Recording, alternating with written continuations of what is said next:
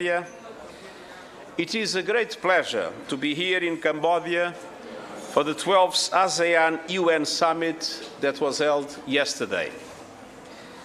ASEAN is a strong and committed partner of the United Nations and a supporter of multilateral solutions to the challenges we face.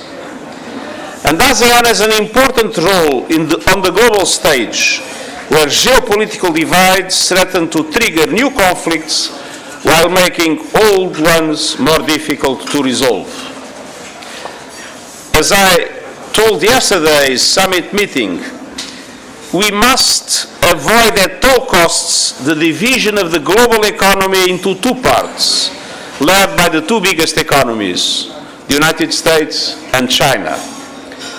Such a rift with two different sets of rules, two dominant currencies, two internets, and two conflicting strategies on artificial intelligence would undermine the world's capacity to respond to the dramatic challenges we face. ASEAN members are particularly well placed to help bridge this divide. We must have one global economy, one global market with access for all. Yesterday's meeting was an opportunity for a valuable exchange with ASEAN leaders on issues including Myanmar, the war in Ukraine, the global energy and food crisis, as well as the climate emergency that confronts us all. The situation in Myanmar is an unending nightmare for the people of the country and a threat to peace and security across the region. Indiscriminate attacks on civilians are horrendous and heartbreaking. I urge the authorities of Myanmar to listen to their people, release political prisoners, and get the democratic transition back on track immediately. That is the only way to stability and peace. ASEAN has taken a principled approach through the 5-point consensus. I urge all countries, including ASEAN members, to seek a unified strategy towards Myanmar centered on the needs and aspirations of the country's people. I reiterate my call for urgent action by the Myanmar authorities to create conditions for the voluntary return of almost 1 million Rohingya refugees. Ladies and gentlemen of the media, I have just come from the COP27 climate summit in Egypt, and I'm going to the G20 summit in Bali, Indonesia. These two meetings are crucial to the ASEAN region, and ASEAN member states are essential to the multilateral solutions that must emerge from these two meetings. First, the climate talks. The largest economies have the greatest responsibility to cut emissions and keep rising temperatures within the 1.5 degrees limit of the Paris Agreement. But every country has a part to play. And I'm calling for an historic pact, a climate solidarity pact between developed and emerging economies, and the biggest ones will be in Bali, under which they would combine resources and capacities for the benefit of all to rescue our planet. They need to be united in order to defeat climate change. Developed countries must lead the effort to get to net zero emissions. But the only way to prevent our climate from catastrophic overheating is for a climate solidarity pact, under which rich countries, multilateral development banks, and technology companies provide support to emerging economies to enable them to speed their transition to renewable energy.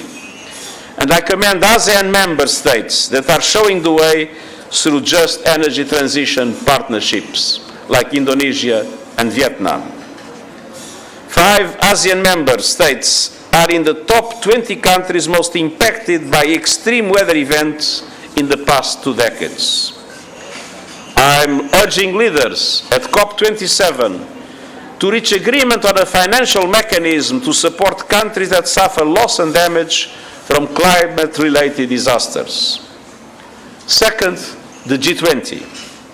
My priority in Bali will be to speak up for countries in the global south that have been battered by the COVID-19 pandemic and the climate emergency and now face crises in food, energy and finance, exacerbated by the war in Ukraine and crushing debt. I'm pushing G20 leaders to adopt a stimulus package to provide governments in the developing world with the investments and liquidity they need to get through these challenges and speed up debt relief and restructuring. We are also working to alleviate the looming food crisis by extending the Black Sea Grain Initiative for Ukraine grains and by removing obstacles to the export of Russian food and fertilizers. Rice is the crop most affected by the huge increase in fertilizer prices, which obviously has serious implications for the ASEAN region. Ladies and gentlemen of the media, in these turbulent times, regional organizations, including ASEAN, are essential to building global solutions. Our collaboration with ASEAN continues to grow across areas from conflict prevention to climate action, sustainable development, and social protection. And I look forward to building even stronger and more productive relations in the years ahead. I am at your disposal for 4 questions. Okay, before questions, please come to the mic. Yes, Wait a bit. Good morning, Mr. António Guterres. Yep, I'm Chub Naresa from Radio Frank International in Khmer language. I have a few quick questions regarding to the ASEAN Human Rights Declaration, which adopted in 2010 and 2012 in Cambodia. So, it is a decade and 10-year anniversary of ASEAN Human Rights Declaration in 2022. From your perspective, what have you been seeing regarding to the human rights issue in ASEAN for a decade? And for Cambodia, what do you think? Thank you. Well, the situation is obviously different from country to country. But I would like, first of all, to underline that human rights are economic, social, cultural, political, and civic. And you need to see human rights in its broader perspective. We have with ASEAN a cooperation agreement on human rights, and there will be in 2 weeks' time a meeting with the ASEAN Committee on Human Rights. And of course, as I mentioned yesterday, it is extremely important that human rights are fully respected: economic, social, cultural, political, and civic. And indeed, my appeal, and namely my appeal in a country like Cambodia, is for the public space to be open and for human rights defenders and climate activists to be protected, and for the cooperation with the civil society to be extended. At the same time, our biggest preoccupation in relation to human rights is, of course, Myanmar. That is where the systematic violations of human rights are, I would say, absolutely unacceptable and causing enormous suffering to the Myanmarese people. Okay. Sorry, please go to the mic. Next question over here. Yes, my name is Sarat, from a journalist from Cambodia. Before you start, I do not see you. Ah, there, okay. Yeah. I just would like to have the question specific about Cambodia. What is your valuation about the situation of human rights in Cambodia? Because based on the human rights rapporteurs report about the human rights situation in Cambodia, so the civil space like human rights is strict, something like that. So what is your valuation in general? And did the UN raise about the political issue and human rights with the Cambodia during this meeting? Well, I already answered the question to the previous speaker, and as I said, it's important to have a public space, civic space that is expanded. It's important for human rights defenders and for climate activists to be protected, and for the civil society to play a wider role in society. So that was clearly my message, and as I said, we intend to enhance our cooperation with ASEAN in relation to human rights, and we are hopeful that this cooperation will lead to meaningful improvements. Good morning, sir. My name is Rosie, and I am a reporter from 10th and Cambodian Nest. I have two questions for you in connection with the Ukraine and Myanmar crisis.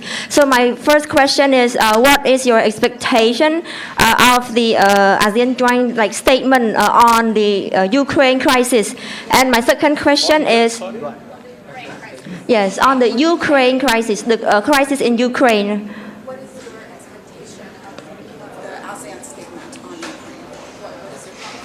Yes, sir. And my second question is, to what extent would you like to see ASEAN cooperate with the United Nations in resolving the crisis in Myanmar? Thank you. Well, in relation to the second question, it is clear that what is very important is that the 5-point consensus that we support moves ahead. And I trust the Indonesian presidency that will be dealing with the issue to develop a number of initiatives allowing for the objective that I mentioned to be finally achieved. We need to go back to democracy, to a transition to democracy. We need to release political prisoners. We need to establish an inclusive process. And I'm confident that the Indonesian presidency will be working hard in the next year in that respect. In relation to the Ukraine, basically our position in the United Nations is clear. What happened in Ukraine, the invasion of Ukraine, was a violation of the Charter, was a violation of the territorial integrity of the Ukraine, but at the same time, it is very important to create the conditions for progressively dialogue to be reestablished and progressively to start looking into a future where peace will prevail. Not any kind of peace, peace based on the values of the UN Charter and peace based on international law. Okay, last question. Hi, good morning, Mr. Guterres.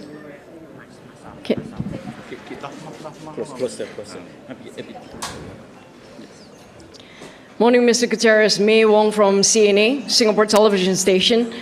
What is your response to criticisms that the United Nations... I'm sorry, I don't see your mouse. So, what is my... What is your response to criticisms that the United Nations as well as ASEAN have failed the Myanmar people? And also regarding the 15-point statement that ASEAN has written up yesterday and endorsed, how do you think that statement is really going to make a real difference on the ground in Myanmar? Thank you. So, the second question was the declaration? Regarding the 15-point statement that ASEAN has come up with to try and find a proper solution in moving forward for ASEAN. Well, first of all, everybody has failed in relation to Myanmar. The international community as a whole has failed, and the UN is part of the international community. It is dramatic to see the suffering of the Myanmarese people. Now, in relation to the movement forward and ASEAN's movement forward, as I said, I believe that the Indonesian presidency, with whom we have been cooperating with the government of Indonesia very closely in relation to Myanmar, I believe the Indonesian government will be able to push forward the agenda in a positive way, and my special envoy is ready to fully cooperate with the ASEAN envoy in order to be able to create the conditions to reestablish, as I mentioned, the democratic transition, to let the political prisoners go in freedom, and to end the dramatic violations of human rights in Myanmar.